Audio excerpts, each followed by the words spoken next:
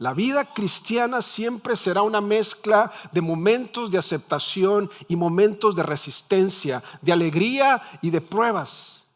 Y esto nos toca a nosotros directamente, en nuestros vecindarios, en nuestras escuelas, en nuestros trabajos, en nuestras familias. Muchas personas son indiferentes a Jesús, mientras que otras se sientan ofendidas o incómodas hacia Jesús. Puede ser alguien que cuestiona tus decisiones, alguien que se burla de tu fe o simplemente se aleja de ti porque tú eres cristiano.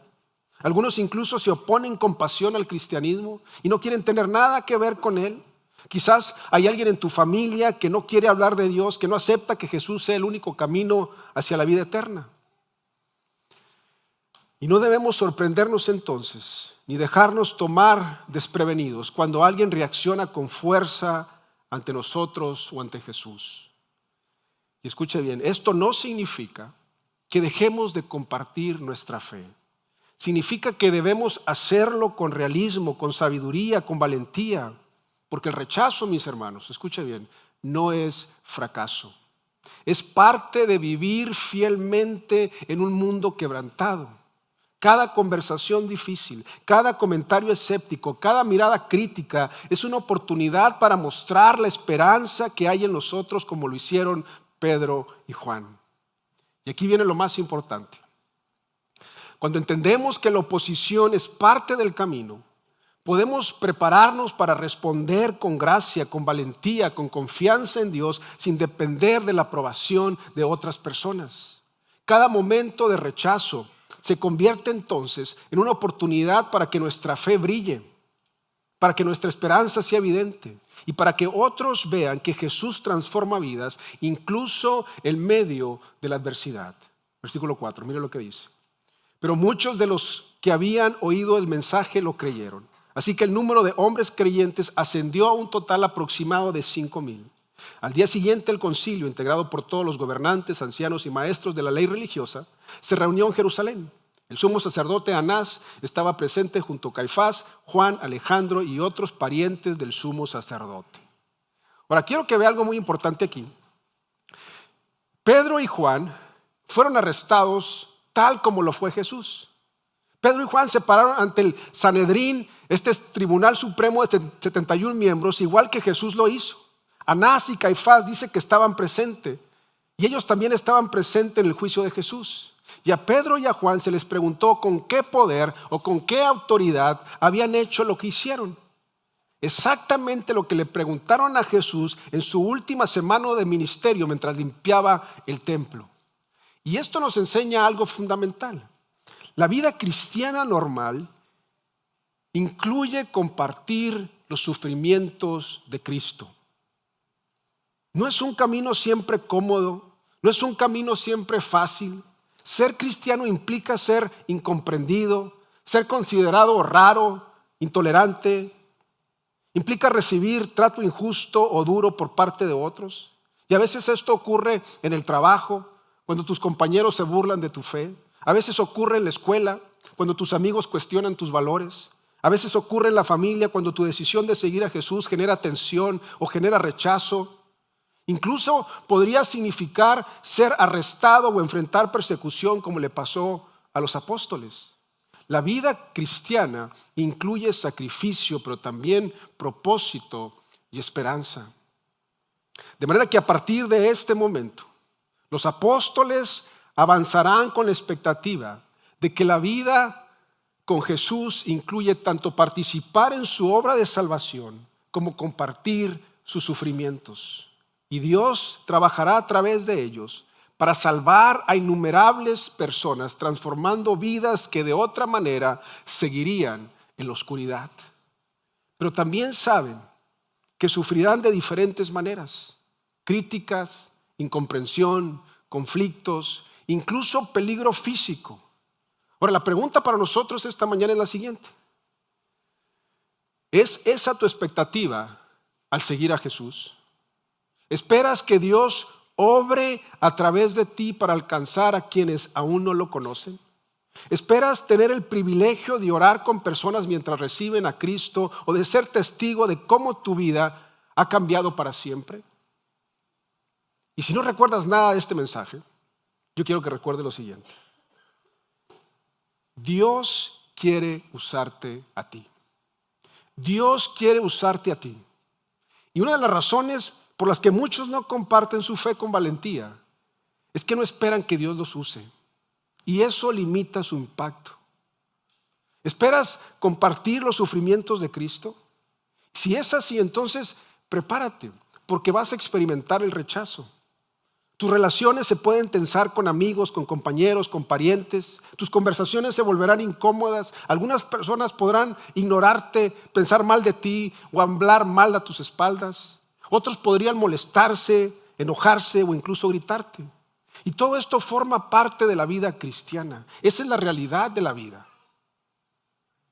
Pero otro elemento esencial para dar razón de la esperanza que hay en nosotros, anótelo, es depender del poder del Espíritu Santo.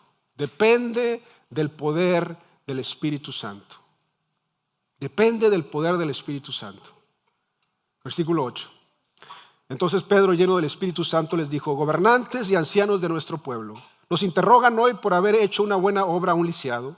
¿Quieren saber cómo fue sanado?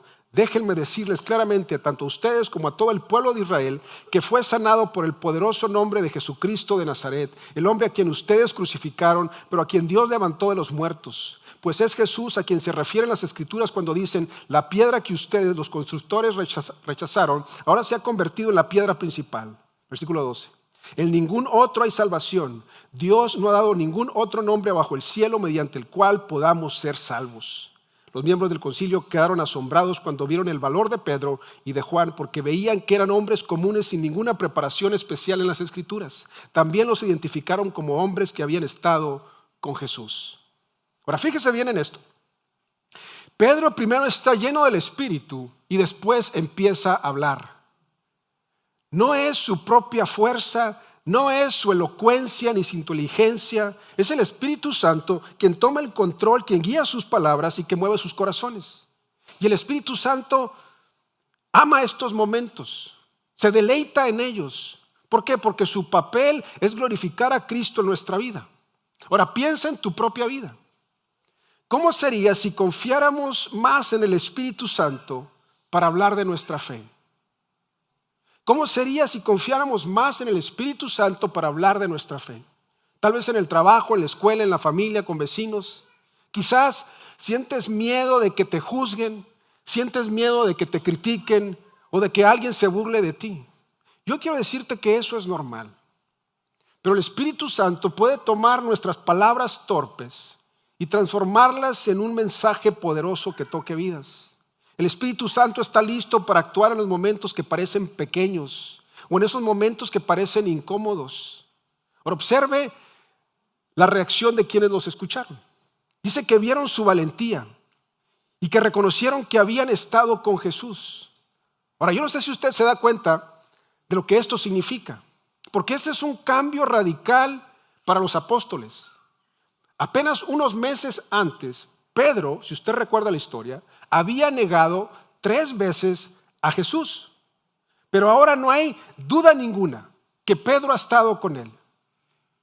Y esto a nosotros nos da esperanza y también nos enseña una gran lección. Y la lección es esta, que incluso los apóstoles, estos hombres que caminaron con Jesús, que estuvieron con él, ellos tuvieron miedo. Ellos dudaron.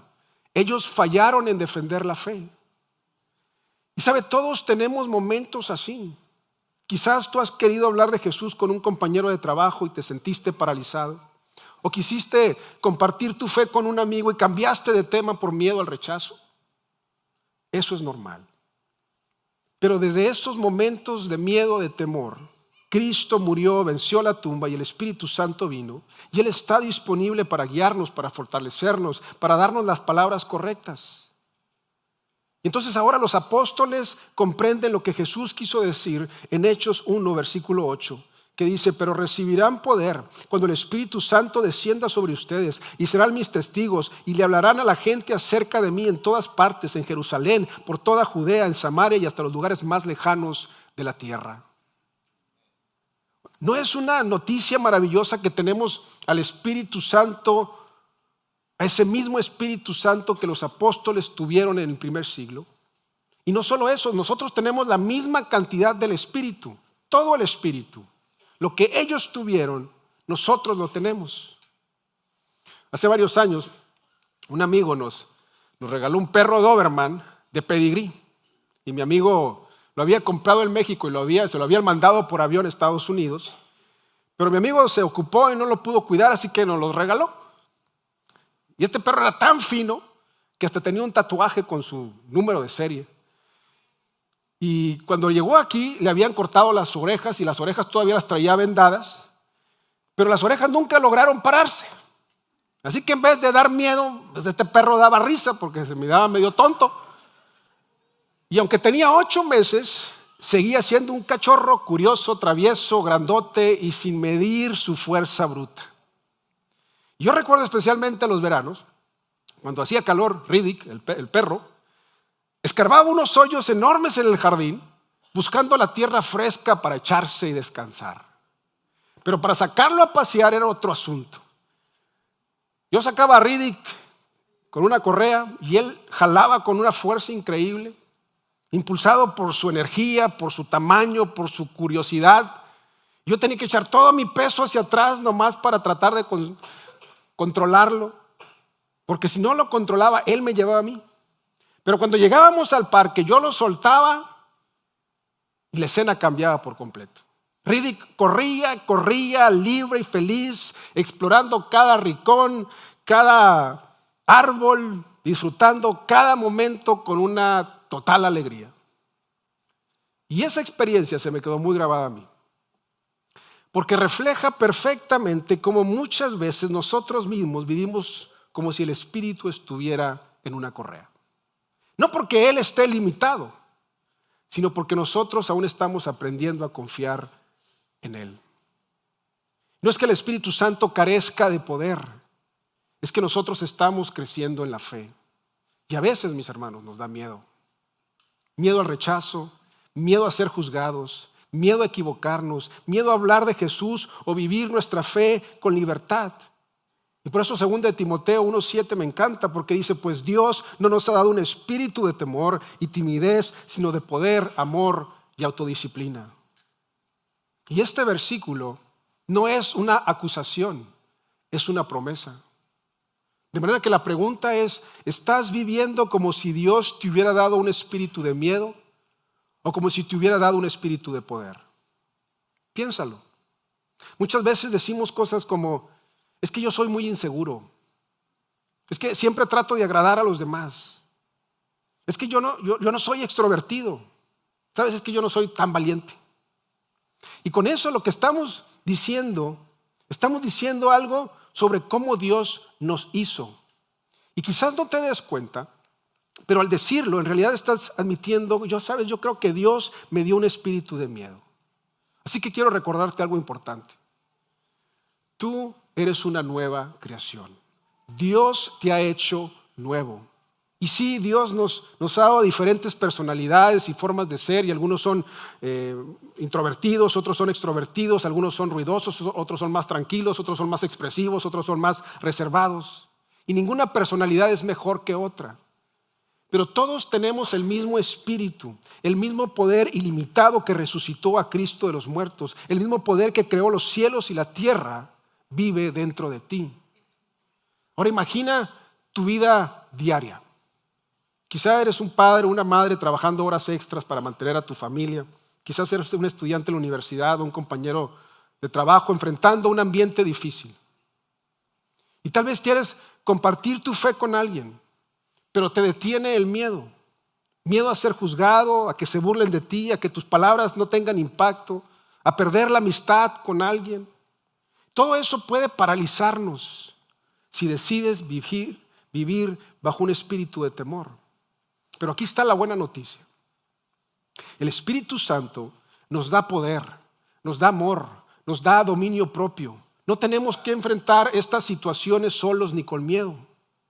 Él quiere atravesar estas situaciones con nosotros.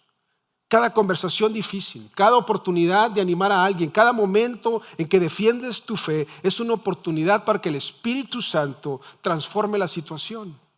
Y cuando tú y yo le damos espacio, Él nos guía, Él trae las palabras correctas, Él fortalece para que hablemos con valentía y con amor. Y si tú sientes miedo, identifica ese miedo. ¿Qué es? ¿Es miedo al rechazo? ¿Es miedo a no ser suficiente? ¿Miedo a quedar en ridículo? ¿Miedo a fallar? ¿Cuál es el miedo? Y pregúntate, ¿qué es lo que estoy creyendo en este momento? ¿Estoy creyendo que si me rechazan significa que no valgo? ¿Estoy creyendo que si no lo hago perfecto, Dios no estará contento conmigo? ¿Estoy creyendo que depende de mí que todo salga bien? Y cuando tú identificas este miedo, luego predícate el evangelio a ti mismo. ¿Sabes? Predicarse el evangelio a uno mismo no es como echarle más ganas, no es motivarte, es recordarte lo que Cristo ya ha hecho. Es recordarte que mi valor no depende de la respuesta de otros, porque Cristo ya me aceptó. Es recordarme que Jesús fue rechazado por mí. Yo no necesito temerle al rechazo. Es recordarme que mi identidad no está en mi desempeño, sino en su obra terminada. Es recordarme que el Espíritu Santo es quien convence y que yo solamente soy un instrumento de Él. Y Dios quiere hacer su obra a través de ti, usando tus palabras, usando tu ejemplo y tu vida para impactar a quienes te rodean. Imagina al Espíritu Santo como un amigo ansioso, emocionado, listo para actuar a través de ti. Él quiere que corras con libertad, que vivas tu fe sin miedo, que hables con confianza y que ames con valentía. Y cuando tú y yo le pedimos ayuda, Él nos equipa, Él nos guía, Él nos recuerda que tu personalidad y mi personalidad no limita su poder. Al contrario, es allí donde Dios quiere mostrar su fuerza. Hechos 4:14. Sin embargo, dado que podían ver allí de pie entre ellos al hombre que había sido sanado, no hubo nada que el concilio pudiera hacer. Me encanta este versículo. ¿Sabes por qué? Porque nadie puede discutir con una vida transformada. ¿Sí o no? Cuando alguien experimenta un cambio real, un cambio tangible, visible, las palabras de rechazo o las críticas pierden su fuerza. ¿Sí o no? Y escucha bien, tu testimonio tiene ese mismo poder. Tu testimonio tiene ese mismo poder. No se trata de convencer a alguien con debates o teorías, sino de mostrar cómo Dios ha actuado en tu vida, cómo Dios te ha sanado, cómo te ha dado esperanza, cómo te ha cambiado desde adentro. Y ese cambio real es imposible de ignorar. Ahora piensa en tu propia vida. Tal vez alguien en tu familia ve tu paciencia donde antes había impaciencia, tu alegría donde antes había tristeza, tu perdón donde antes había rencor, tu confianza en Dios donde antes había miedo. Y esos cambios, mis hermanos, no se pueden negar. Esos son ejemplos vivos del poder de Dios en tu vida, en tu trabajo, en tu vecindario, en tu escuela. Tu vida puede ser una demostración silenciosa pero contundente del Evangelio de Jesús. Tu manera de reaccionar ante problemas, tu manera de tratar a los demás, tu manera de mantener la fe a pesar de las dificultades que estés atravesando. Eso impacta a la gente más que cualquier argumento teórico. Y por eso, escucha bien, tu testimonio es una de las maneras más poderosas en que Dios quiere usar tu vida. No necesitas convencer con palabras sofisticadas. Tu vida misma puede abrir corazones. Tu vida misma puede generar preguntas y mostrar a otros que Dios realmente transforma, restaura y da esperanza. Y el tercer punto, escríbelo. Comparte el evangelio con claridad. Comparte el evangelio con claridad. Hechos 4:10. Déjenme decirles claramente, tanto a ustedes como a todo el pueblo de Israel, que fue sanado por el poderoso nombre de Jesucristo de Nazaret, el hombre a quien ustedes crucificaron, pero a quien Dios levantó de los muertos. pues es Jesús a quien se referían las Escrituras cuando dicen: la piedra que ustedes, los constructores, rechazaron, ahora se ha convertido en la piedra principal. En ningún otro hay salvación. Dios no ha dado ningún otro nombre bajo el cielo mediante el cual podamos ser salvos. Ahora bien, Pedro no dijo esto desde la arrogancia. Lo dijo como alguien que había sido perdonado. Lo dijo como alguien que había negado a Jesús, pero que había sido restaurado. Ahora, ¿quién es Jesús? Jesús es el Cristo, es el Mesías prometido, es el Salvador, es la respuesta a la quebrantadura del mundo y a nuestra propia quebrantadura. Viene de Nazaret, es totalmente Dios, totalmente hombre, fue crucificado por manos humanos y restaurado, resucitado de entre los muertos por Dios. Y Él murió en nuestro lugar. Murió en nuestro lugar pagando la pena por nuestros pecados, una pena que nosotros no podíamos pagar por nuestros propios méritos. Y resucitó demostrando que su sacrificio es suficiente y que también puede levantarnos a una vida nueva y transformada. Ahora bien, cuando dice piedra angular, piedra principal, esta era la piedra principal colocada generalmente en la esquina de un edificio. Y esta piedra determinaba la dirección y la alineación de toda la construcción. Y todo el edificio se medía y se ajustaba a ella. Todo dependía de su posición y su estabilidad. Y si la piedra angular estaba mal colocada, todo el edificio corría el riesgo de estar torcido o de colapsarse. Pero si estaba firme y bien puesta, todo el edificio quedaba sólido y seguro. Ahora piensa esto en términos de tu vida. Tu fe, tus decisiones, tu manera de vivir, tu relación con tu familia, tu trabajo, tu comunidad. Todo debe estar alineado con Jesús, nuestra piedra angular. Cuando nosotros ponemos a Jesús en el centro, todo lo demás encuentra su lugar. Nuestra vida tiene estabilidad, nuestra vida tiene dirección, nuestra vida tiene propósito. Pero si nosotros intentamos construir nuestra vida sin Él, incluso las cosas aquellas que parecen buenas pueden desmoronarse, porque la base no está firme. De manera que el mensaje de Pedro es muy claro. Jesús no es solo un buen ejemplo o un buen maestro inspirador, no. Él es la base de todo, Él es la piedra angular de Dios. Sin Él no hay salvación, sin Él no hay verdadera paz, no hay propósito duradero. Todo en nuestra fe y en nuestra vida espiritual debe estar alineado con Jesús, o corremos el riesgo de perder estabilidad y dirección.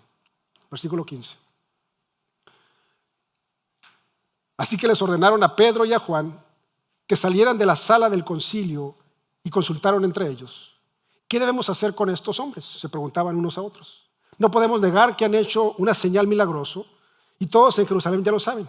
Así que para evitar que sigan divulgando su propaganda aún más, tenemos que advertirles que no vuelvan a hablar con nadie en el nombre de Jesús. Pero observe algo importante aquí. Incluso cuando las personas ven un cambio real y evidente en la vida de alguien, pueden decidir no responder a Jesús y en algunos casos hasta rechazarlo. El hecho de que alguien sea testigo de una transformación no garantiza salvación. Y esto nos recuerda a nosotros algo fundamental, que la salvación es un milagro, es una obra sobrenatural del Espíritu Santo, que va más allá de nuestra fuerza, que va más allá de nuestras fuerzas, de nuestras palabras y de nuestro esfuerzo. Y escuche bien, nuestra responsabilidad no es salvar a nadie. Nuestra responsabilidad es compartir. Eso significa que tú puedes plantar semillas de esperanza, tú puedes plantar semillas de verdad en la vida de alguien, tú puedes mostrar con tu ejemplo lo que Dios ha hecho en ti, tú puedes hablar del amor de Cristo, pero el corazón de cada persona solo puede ser transformado por el Espíritu Santo. ¿Y sabes lo que pasa cuando nosotros entendemos esta verdad? Nos libera de la presión de convencer a alguien y nos enfoca en lo que sí podemos hacer: ser testigos, sus testigos, auténticos, valientes y constantes. Punto número 4. obedece a Dios antes que a los hombres. Obedece a Dios antes que a los hombres. Versículo 18. Entonces llamaron nuevamente a los apóstoles y les ordenaron que nunca más hablaran ni enseñaran en el nombre de Jesús. Pero Pedro y Juan respondieron: ¿acaso piensan que Dios quiere que los obedezcamos a ustedes en lugar de a Él? Nosotros no podemos dejar de hablar acerca de todo lo que hemos visto y oído. Entonces el concilio los amenazó aún más, pero finalmente los dejaron ir porque no sabían cómo castigarlos sin desatar un disturbio.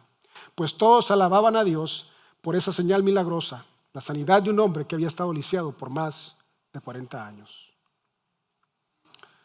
¿Saben? En algún momento todos enfrentaremos decisiones donde tendremos que elegir entre agradar a Dios o buscar la aprobación de la gente.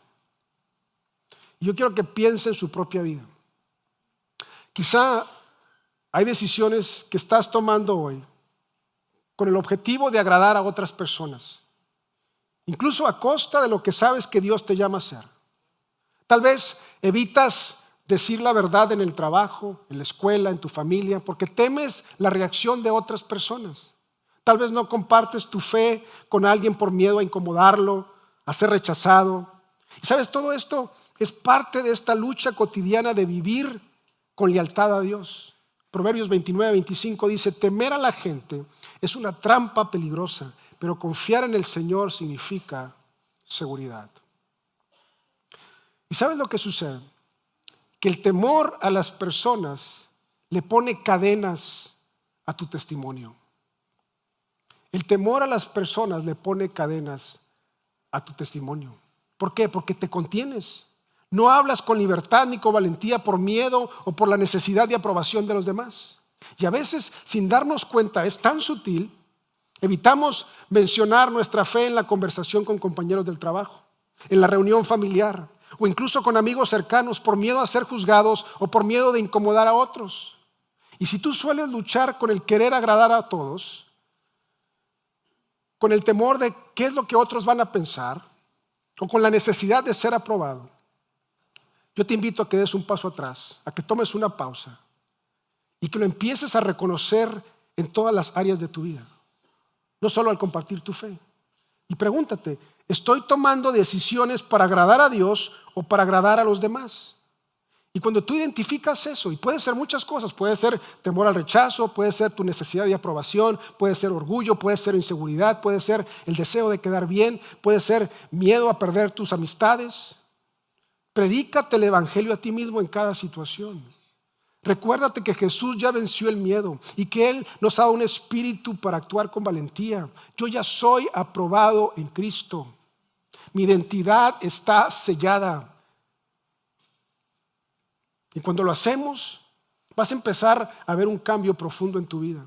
Empezarás a compartir tu fe de manera más natural, a defender lo que es correcto, incluso cuando otras personas no estén de acuerdo, a vivir con integridad aun si enfrentas críticas o rechazo. Quizás tengas un compañero de trabajo que ridiculice tu fe o un familiar que se burle de tus creencias. Y es normal sentir incomodidad. Pero si recuerdas que tu lealtad principal es a Dios, entonces hablar de Jesús se convierte en un acto de libertad. Se convierte en un acto de valentía, no de obligación. Jesús fue rechazado por los hombres para que yo pudiera ser aceptado por Dios. Y porque yo soy aceptado por Él, puedo entonces enfrentar el rechazo de los hombres sin temor. Y por último, escríbelo: experimenta la fuerza de la comunidad. Experimenta la fuerza de la comunidad. Versículo 23. Tan pronto como quedaron libres, Pedro y Juan volvieron a donde estaban los demás creyentes y les contaron lo que los sacerdotes principales, los ancianos, les habían dicho. Cuando los creyentes oyeron las noticias, todos juntos alzaron sus voces en oración: oh Señor soberano, creador del cielo y de la tierra, del mar y de todo lo que hay en ellos. ¿Sabe? Tener hermanos y hermanas en la fe que conocen tu camino, tus luchas, tus victorias, te ayuda a mantener la perspectiva correcta y recordar que no estás solo. Versículo 29. Y ahora, oh Señor, escucha sus amenazas y danos a nosotros, tus siervos, mucho valor al predicar tu palabra. Extiende tu mano con poder sanador, que se hagan señales milagrosas y maravillas por medio del nombre de tu santo siervo Jesús. Después de esta oración, el lugar donde estaban reunidos tembló y todos fueron llenos del Espíritu Santo y predicaban con valentía la palabra de Dios. Dice que oraron, que fueron llenos del Espíritu Santo y que salieron a hablar con valentía, confiando plenamente en que Dios haría lo que solo Él puede hacer. Ahora yo quiero que pienses en tu propia vida. Tal vez estás en el trabajo, en la escuela, en tu vecindario, estás enfrentando críticas, estás enfrentando incomodidad por tu fe. Tal vez un familiar te cuestione o un amigo se burle de tus creencias. Estas situaciones pueden ser intimidantes y es fácil sentirse solo, es fácil sentirse inseguro. Pero cuando tus prioridades están puestas en Dios y no en agradar a los hombres, tu valentía comienza a crecer. Y aquí es donde los grupos comunitarios se vuelven esenciales, porque los grupos comunitarios son un refugio espiritual. Es el lugar donde recobramos fuerzas, donde recordamos quiénes somos en Cristo y donde nuestra valentía se renueva. Y cada oración en comunidad fortalece tu confianza, cada testimonio compartido refuerza tu fe, cada palabra de aliento es un recordatorio de que no estás solo en tu camino. Los grupos comunitarios te ayudan a mantener esta perspectiva. Cuando enfrentas el rechazo, cuando enfrentas incomodidad, es fácil empezar a cuestionar tu valentía o tu visión. Pero al ver cómo otros miembros de tu grupo han perseverado, han experimentado la fidelidad de Dios, ¿sabes lo que sucede? Que nos anima a seguir adelante. La comunidad nos recuerda que nuestra esperanza está en Dios, no en la aprobación humana. Cuando dejamos que el Espíritu Santo nos llene, cuando dejamos que el Espíritu Santo nos guíe y combinamos esa guía con el apoyo de nuestra comunidad, podemos enfrentar cualquier desafío con valentía. Y aquí termino. La realidad de las cosas, mis hermanos, es que no todos van a responder positivamente.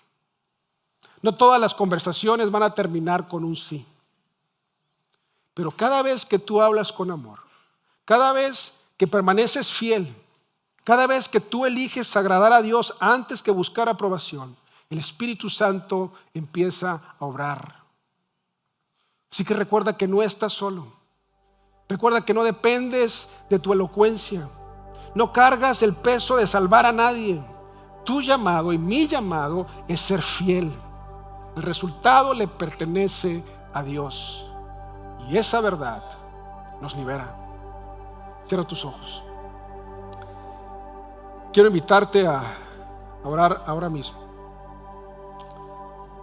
Yo sé que muchos venimos con la mente ocupada, el trabajo mañana, los niños, las cuentas, los pendientes, el tráfico al salir.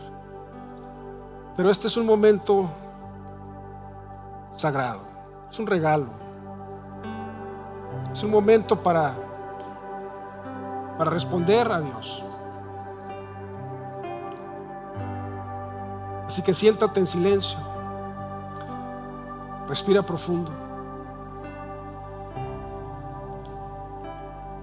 Hazte consciente de que Dios está aquí.